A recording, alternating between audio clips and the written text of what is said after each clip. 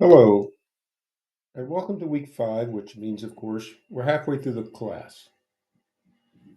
Congratulations for getting this far, and congratulations for only having half the class left over. So, this is week 5, and this week we're going to go over fixed assets and some liabilities. And so, let's go to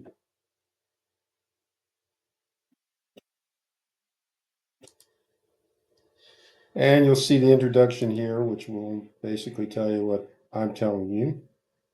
But we're going to prepare adjusting entries for accruals, deferrals, and depreciation. Accruals, of course, means that cash has not changed hands. It means that, for instance, we have done work, we billed the customer, but we haven't received the cash payment. Or we have a utility bill, or we owe employees and we haven't paid them, so we have to pay them. So, again, accruals mean cash is not traded hand. Deferrals, on the other hand, are the opposite. Cash has traded hand. And that's true with depreciation. Deferrals would be something like prepaid expenses. We bought 3 months worth of insurance and we need to expense that over 3 months.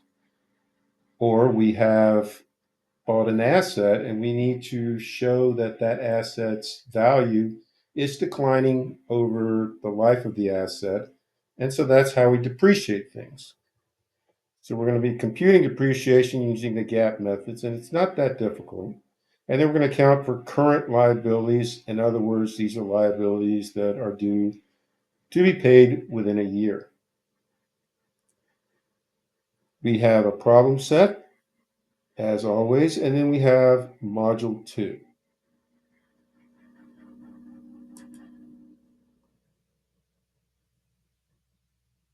Resources. There are a couple of videos here,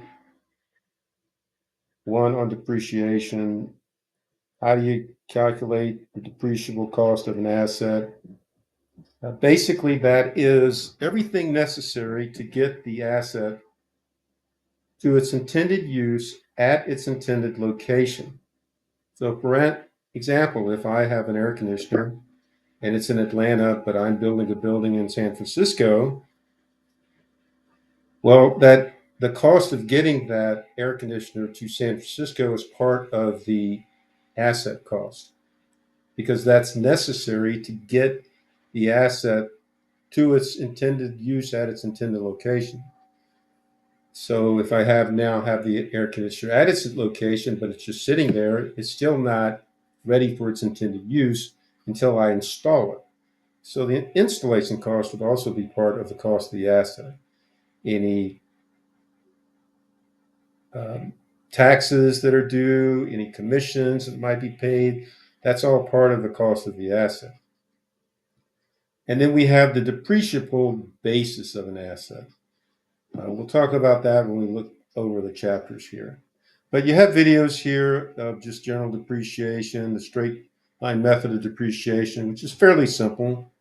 And then you have the production units of production depreciation. Now, in every depreciation method, you have what's called the depreciable basis, and that is the cost less any residual value.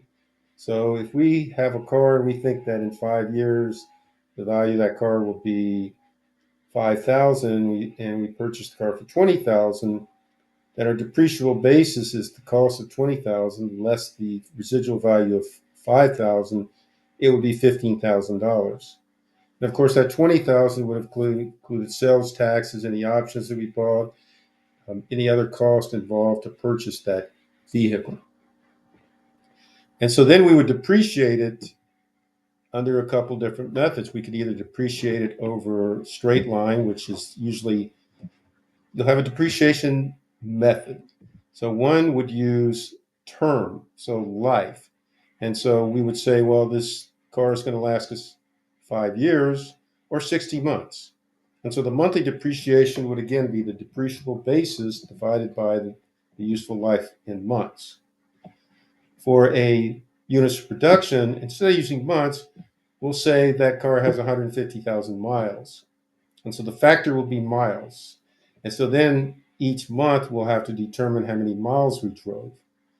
We have come up with a rate. So if it's 15,000 divided by 150,000 miles, that is, I should know this off the top of my head, but just to be 150,000 divided by 15,000, 10 cents a mile. So if we drive 1,000 miles this month, then we're going to charge 1,000 times 10. And so our depreciation would be $100.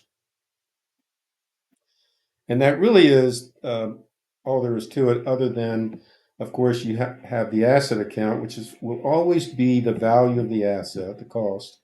And you'll have a contra asset account, accumulated depreciation. And the book value is going to be the sum of these.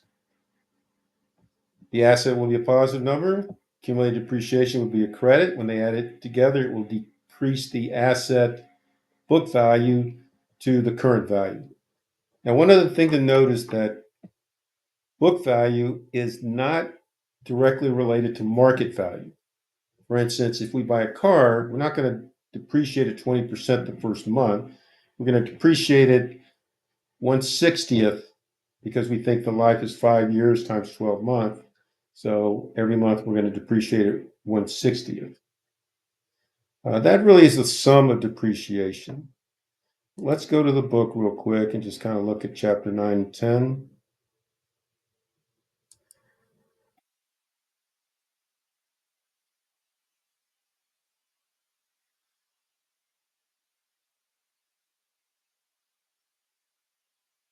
Nine is long-term assets, fixed and intangible. And intangible would be something that you really can't, it doesn't have substance. So a desk has substance. You can feel it, you can see it. An intangible asset would be something like, for instance, a copyright. You can pick up the song, you can look, you can type out the music, the words, but the music is really someone singing that song. That is the value of that. That's a copyright. That's an intangible asset. And intangible assets are depreciated differently depending upon whether it has a expected life. For instance, a copyright does have a life, but it's a pretty long life. Patents have lives, normally 19 years, and so you could depreciate something over 19 years. Copyrights 70 years beyond the author's death. And in fact, this year there's a cartoon called Popeye, which I have to admit I watched as a child. Popeye is now in the public domain. So I could copy every Popeye cartoon that's available. So I could have, if I had bought that copyright, and that happens all the time. For instance, Bob Dylan, there's a movie out about Bob Dylan. I can't remember the title of it. I saw it. It's actually a pretty good movie, even though I wasn't always a big Bob Dylan fan. Anyway, he sold all of his music copyrights for $500 million, $500 million. So they do have value. So this we'll talk about depreciation, talk about tangible, again, units of activity method. Again, a depreciation is what is the depreciating factor?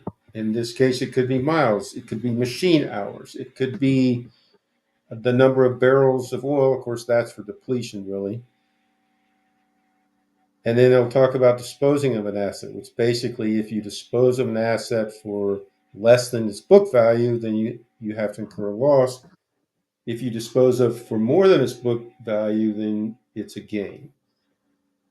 And then let's see, we have the next chapter, which is liabilities. Current liabilities, again, means that they're going to be paid within the next year. You have a lot of these. You have taxes payable, interest payable, salaries payable, utilities payable, etc. These are all current assets. Of course, those are accruals. Short-term notes payable, you need to know how to compute interest cost. So these two chapters will give you a good understanding of those.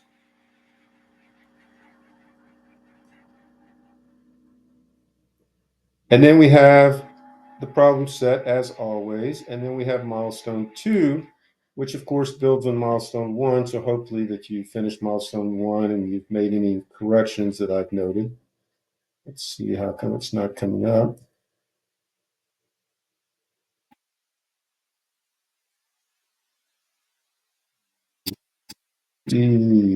Um,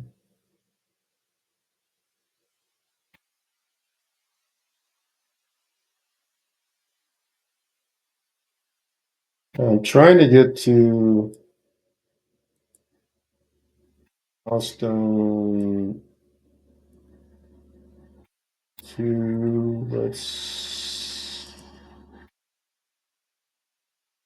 do the guidelines. And here's the milestone 2 walkthrough. So I would recommend that you watch this video and it will give you an idea exactly what you need to do. But it will involve that spreadsheet we had, and now we're going to fill out some more of the tabs based on the information from the first 3 tabs.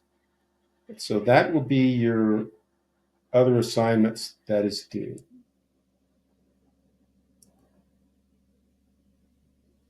And that should wrap it up for week 4. Again, we're talking about mainly long-lived assets, things that have a life greater than a year. We're talking about short-term liabilities. These are liabilities or debts. Anytime you incur a debt, anytime you charge your credit card, you've incurred a debt of short-term liability, hopefully, because they charge an exorbitant amount of interest. And so, well, that's chapter 4. Sorry, I should be in chapter 5, not chapter 4, module 5. Okay, so then hopefully I was looking at module 5. Yes, I was. All right. So then you could get some feedback. How did module 5 go? And feedback is important. If you have some useful comments, everyone would appreciate it. All right. Good luck this week. And